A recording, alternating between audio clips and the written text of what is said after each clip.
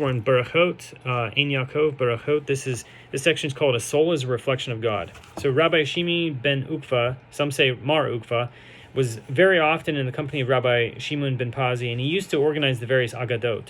So the agadot is basically what Ein Yaakov is. It's the non-legal material in the Talmud. And recite the agadot before them.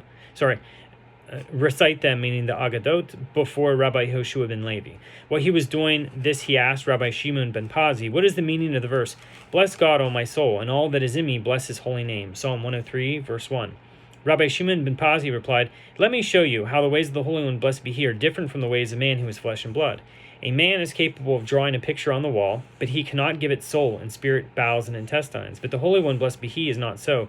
He shapes one form in the midst of the soul. He shapes one form in the midst of another, an embryo inside of the womb, and gives it spirit and soul, bowels and intestines."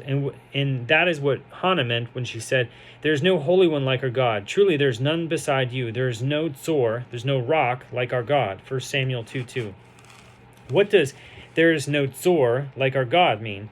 It means there is no artist, tzayar, like our God. The Gemara asks, what did Hannah mean when she said, "Truly there is none beside you"?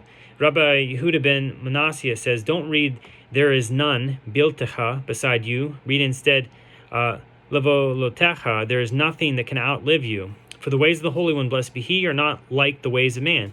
And man's works outlive him, but the Holy One, blessed be he, outlives his works. Rabbi Shimi said to Rabbi Shimon ben Pazi, "Let me rephrase my question.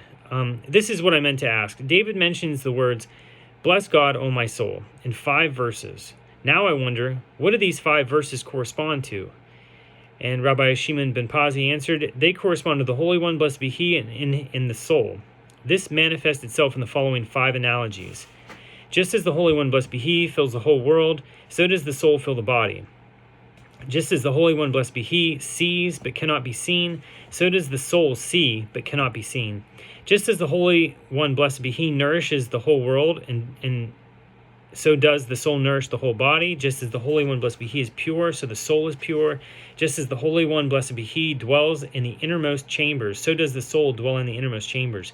Therefore, David says, let the human being come that has these 5 qualities within him, and praise him," meaning God, "who has these 5 qualities."